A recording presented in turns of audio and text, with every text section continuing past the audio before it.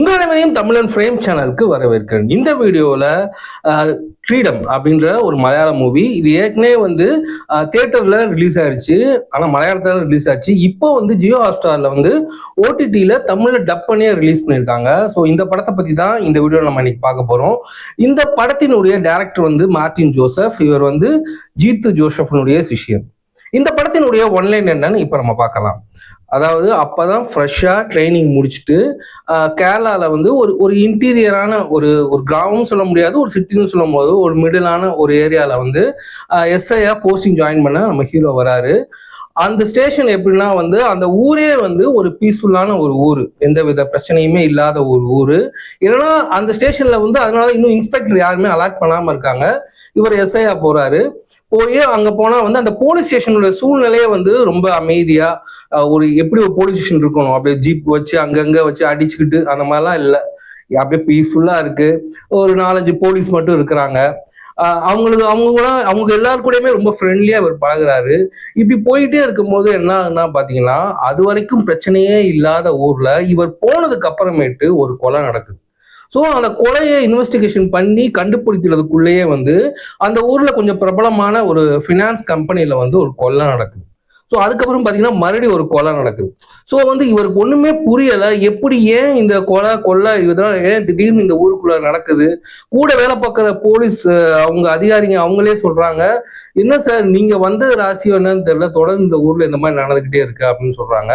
So இந்த கொலை இதெல்லாம் யார் பண்றா, இந்த கொலைக்கும் கொள்ளைக்கும் என்ன சம்பந்தம் அப்படின்னு இந்த எஸ்ஐ கண்டுபிடிச்சாரா இல்லையா அப்படின்றதுதான் இந்த படத்தினுடைய கதை. இந்த படத்தினுடைய ஹீரோ வந்து ஷானி நிங்கம் பண்ணியிருக்காரு. அவர் பெர்ஃபார்மன்ஸ் வந்து சூப்பராகவே இருக்குன்னு சொல்லலாம். ஏன்னா வந்து அந்த மேல் அதிகாரி அவங்ககிட்ட இருந்து வர ப்ரெஷரு, உனக்கு எக்ஸ்பீரியன்ஸ் பத்தலை, ஒரு வாரம் தான் உனக்கு டைமு, அதுக்குள்ள இந்த ஸ்டேஷனுக்கு இன்னொரு இன்ஸ்பெக்டர் வந்துருவாரு, அதுக்குள்ள இந்த கேஸை முடிக்கிறனா அப்படின்னு சொல்ற விஷயங்கள், அவர் ஃபேஸ்ல உள்ள அந்த பதட்டம், எப்படி நமக்கு ஒரு எக்ஸ்பீரியன்ஸ் இல்லாத விஷயம் எப்படி நம்ம இதை ஹேண்டில் பண்ண போறோம் அப்படின்ற டென்ஷன்லாம் வந்து அவர் பெர்ஃபார்மன்ஸ் மூலமா சூப்பராகவே நம்ம கன்வே பண்ணியிருந்தாரு ஷானி நிங்கம். இது போக பாத்தீங்கன்னா வந்து இருக்கிற மற்ற ஆர்டிஸ்டோட பெர்ஃபார்மன்ஸுமே அவ்வளவு ரியலாகவே இருந்துச்சு. இன்னொரு விஷயம் என்னன்னா, ஒரு ரிங்டோன் இருக்கும். அந்த ரிங்டோனை வச்சுதான் இவர் வந்து இன்வெஸ்டிகேஷனே அப்படி ஸ்டார்ட் பண்ணுவார். ஸோ வந்து அது வந்து ஒரு புது விஷயமா இருந்துச்சு. ஒரு ரிங்டோனை வச்சு இவர் வந்து அந்த கேஸை வந்து எப்படி சால்வ் பண்ண பார்க்குறாரு அப்படின்றது அது செகண்ட் ஹாஃப்ல தான் வரும். இருந்தாலுமே அது வந்து பாராட்டுக்குரிய விஷயம்தான். அதாவது இன்னொரு என்னன்னா, கிளைமேக்ஸ் வந்து நம்ம யாருமே எதிர்பார்க்காத கிளைமேக்ஸ் வந்து இது வந்து சரியான ட்விஸ்ட்னே சொல்லலாம். நம்ம யாரும் எதிர்பார்க்காத கிளைமேக்ஸ் ஒரு ஃபைட் இருக்கும்.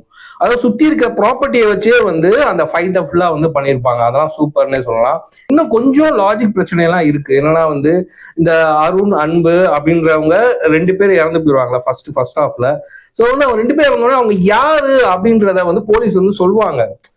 இது ஓகே நீங்க இது இவங்க தான் அப்படின்னு வந்து அருண் அன்பு தான் இவங்க அப்படின்னு சொல்லுவாங்க. சொன்னோடனே வந்து இவர் அதை யார் ஐடென்டிஃபை பண்ணா, அருண் அன்பு தான் இவங்க அப்படின்றது இவங்க எப்படி கன்ஃபார்ம் பண்ணாங்க, அந்த மாதிரி இவர் எதுவுமே கொஸ்டினே கேட்க மாட்டார். எல்லா வேலையுமே போலீஸ்ல அப்படியே பிடிச்சு கொடுப்பாரு. ஒரு பிளாக்மெயில் கேஸ் ஒன்று வருது, ஒருத்தன் பிளாக்மெயில் பண்றான் அப்படின்னு சொல்லி ஒரு பொண்ணு வந்து கேஸ் கொடுக்க வருவாங்க. அந்த கேஸ் எதுக்குன்னே தெரியல. ஸோ இதுதான் இந்த படத்தினுடைய ரிவ்யூன்னு சொல்லலாம். ஸோ வந்து நீங்க வந்து இந்த படத்தை வந்து அந்த வீக்கெண்ட்ல வந்து ஓடிடியில் ஜியோ ஹாட்ஸ்டார் ரிலீஸ் ஆயிருக்கு.